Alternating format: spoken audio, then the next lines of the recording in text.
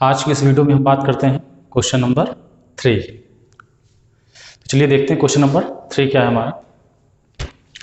Question number 3 दिया हुआ है, from the following particulars of a colliery for the month of March 2014 prepare a cost sheet. Royalties दी है, wages दिया है। वेजेस दो टाइप की दी हुई, अंडरग्राउंड और सरफेस। वर्किंग एक्सपेंसेस दिए हुए, वर्किंग एक्सपेंसेस दिया हुआ है, repairs and renewals, timber use, stable expenses, stores, rent और डेप्रिसिएशन। उसके बाद दिया हुआ है journal administrative expenses, selling and distribution expenses. सबसे लास्ट में दिया मार्केटेबल कोल प्रोड्यूस्ड 5000 टन। ठीक है, तो हमें बनानी है मार्च 2014 के लिए एक कॉस्ट शीट। तो सबसे पहले आप क्वेश्चन पढ़िए तो आपको क्वेश्चन समझ में आना चाहिए क्वेश्चन आपसे बनाने के लिए क्या क्या आ रहा है।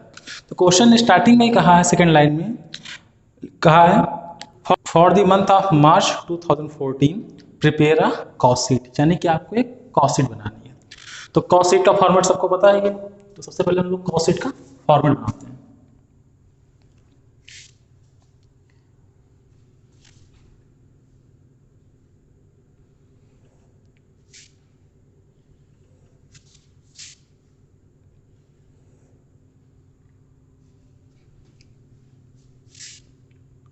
सबसे ऊपर हेडिंग पड़ती है कॉस्ट शीट, ठीक है।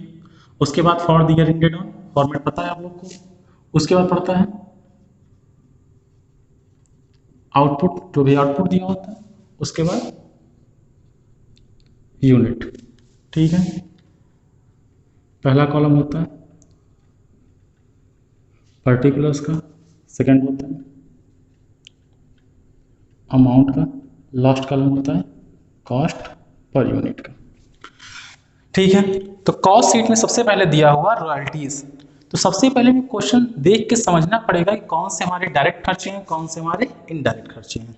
अब सिंपल सी बात है, हम कॉस्ट शीट बना किसकी रहे हैं? कॉस्ट शीट बना रहे हैं कोलरी कंपनी की, यानी कि ऐसी कंपनी है जो खदानों का काम करती है, कोयला निकालने का काम करती है। अब कोलरी कंपनी के केस में आप कॉस्ट शीट बना रहे हैं तो उस केस में रॉयल्टी क्या होगी? ठीक है, आप लोगों ने बीकॉम फर्स्ट सेमेस्टर पढ़ा था कि रॉयल्टी क्या होती है। आप लोगों ने वहां पे देखा था कि जैसे जैसे आउटपुट बढ़ता था रॉयल्टी बढ़ती थी, आउटपुट घटने पर रॉयल्टी घट जाती थी। ठीक है, यानी रॉयल्टी जो हमारी होती थी आउटपुट के साथ चेंज होती थी। अब सिंपल सी बात है, रॉयल्टी आउटपुट के साथ चेंज होगी तो कैसे एक्सपेंसेस होगी? डायरेक्ट, यानी जो रॉयल्टी हम पे कर रहे हैं किस बिहाफ पे पे कर रहे हैं? कोयले, जितना कोयला हम लोग खान से निकालेंगे उसके बिहाफ पे हम रॉयल्टी देंगे, यानी रॉयल्टी हमारी हो गया डायरेक्ट खर्चा। तो ये आएगा प्राइम कॉस्ट के हेड में। तो सबसे पहले आएगा रॉयल्टीज। रॉयल्टीज हमने कितना पे किया है? 25,000 रुपये। ठीक है, सेकंड दिया हुआ है वेजेस। अब वेजेस दो दिए हुए हैं, एक अंडरग्राउंड और एक सरफेस। ठीक है, कोयले खान में दो टाइप के लेबर काम करते हैं, कुछ कोयलों की खान के अंदर काम करते हैं, कुछ कोयले खानों के बाहर काम करते हैं। ठीक है, तो सिंपल सी बात है, जो लेबर होंगे वो प्रोडक्शन में कैसे इन्वॉल्व होंगे? डायरेक्टली इन्वॉल्व होंगे, यानी जो लेबर प्रोडक्शन उसमें कोयले खान में एंगेज होंगे वो कोयला निकालने का काम कर रहे होंगे। यानी सिंपल सी बात कह सकते हैं, जितने दिन लेबर इंगेज रहेंगे कोयला की खान चलती रहेगी या कोयला निकलता रहेगा। या ये भी कह सकते हैं कि उन लेबर का काम तभी तक होगा जब तक वहां पे आउटपुट होता रहेगा। यानी सिंपल सी बात है, अगर कोयला ज्यादा निकालना होगा तो ज्यादा लेबर लगेंगे, कम निकालना होगा तो कम लेबर लगेंगे। तो हमारा जो वेजेस भी है कैसा एक्सपेंसेस हो गया? डायरेक्ट। तो जो वेजेस दिया हुआ ये भी हमारा डायरेक्ट हो गया। डायरेक्ट वेजेस दो टाइप के दिए हुए थे, एक दिया हुआ था अंडरग्राउंड, दूसरा सरफेस। ठीक है, अमाउंट दिया हुआ था 45,000 और 10,000।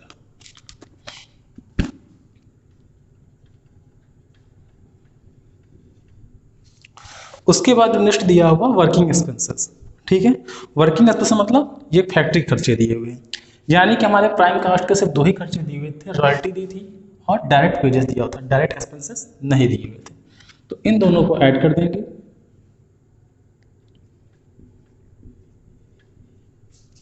और आ जाएगा prime cost.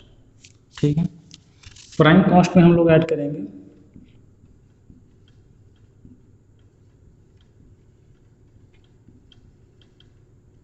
Factory overheads.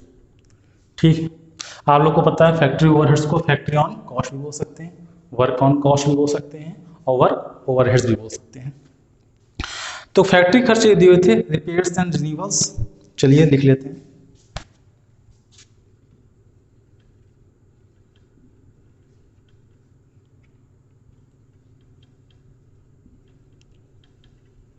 Repairs and renewals दिया हुआ था 2500 रुपये।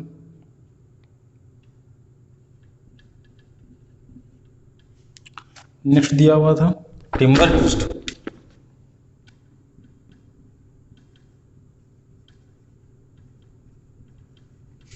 टिम्बर यूज्ड दिया हुआ था 1500 रुपये।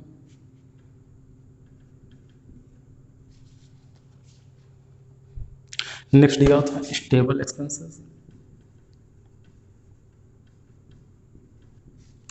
स्टेबल एक्सपेंसेस दिए हुए थे 750 के। नेक्स्ट दिया हुआ था स्टोर्स, स्टोर्स दिया हुआ था 1250 का।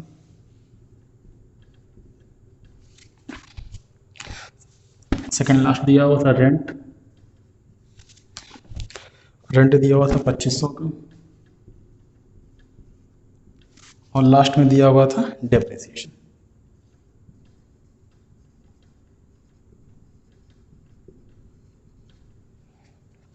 डेप्रिसिएशन दिया हुआ था 3000 रुपये। इन सबको ऐड कर देंगे, आ जाएगा हमारा वर्क कॉस्ट। क्योंकि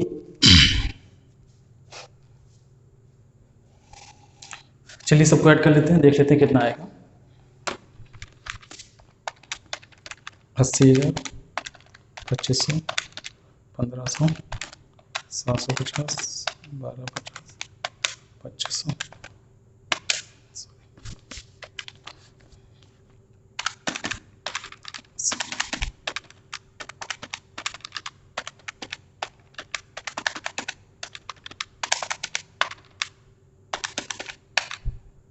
जोड़ने पे आ रहा है 91,500।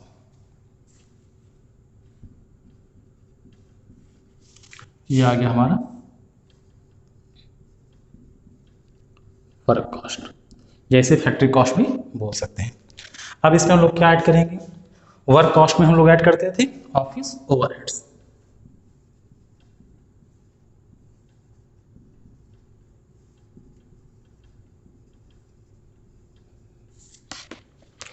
ऑफिस ओवरहेड्स दिए हुए थे, जनरल एंड एडमिनिस्ट्रेटिव एक्सपेंसेस दिया हुआ 2000 रुपये, यानी ऑफिस ओवरहेड दिए हुए थे 2000 रुपये के।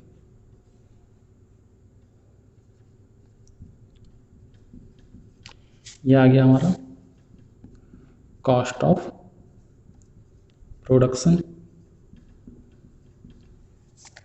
इसमें ऐड करते थे हम लोग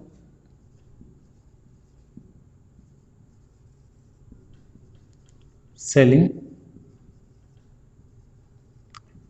overheads, selling and distribution expenses दिया हुआ है 3500।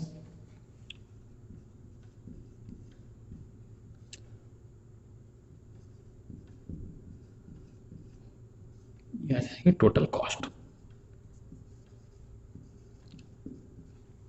क्योंकि इस क्वेश्चन में ऑफिस ओवरहेड्स और सेलिंग ओवरहेड्स कैलकुलेट करके दे दिया था, तो हमें कॉस्ट शीट बनाने में ज़्यादा दिक्कत नहीं हुई। आगे जो क्वेश्चन आएंगे हो सकता है उसमें ऑफिस ओवरहेड्स और सेलिंग ओवरहेड्स हमें कैलकुलेट करना पड़े। ठीक है, तो सबसे पहले आप क्वेश्चन देखना होगा, क्वेश्चन समझना होगा, हेड्स को अपने देख के डिसाइड करना पड़ेगा कौन सा हेड हम लोग कहाँ पुट करेंगे। ठीक है, तो इसके लिए आप जितने ज़्यादा क्वेश्चन प्रैक्टिस करेंगे आपकी कमांड उतनी अच्छी क्वेश्चन पे होगी।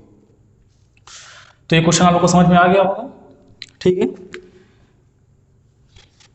सबसे मार्केटेबल कोड प्रोड्यूस दिया था 5000, तो यहाँ आउटपुट ले लेते हैं हम लोग 5000 यूनिट दिया हुआ था टन।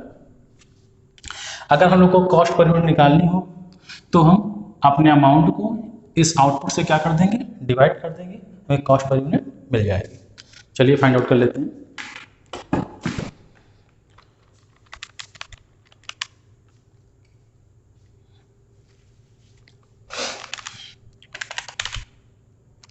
25,000 डिवाइड बाई 5, ठीक है, 11 आ जाएगा, ये 16 आ जाएगा।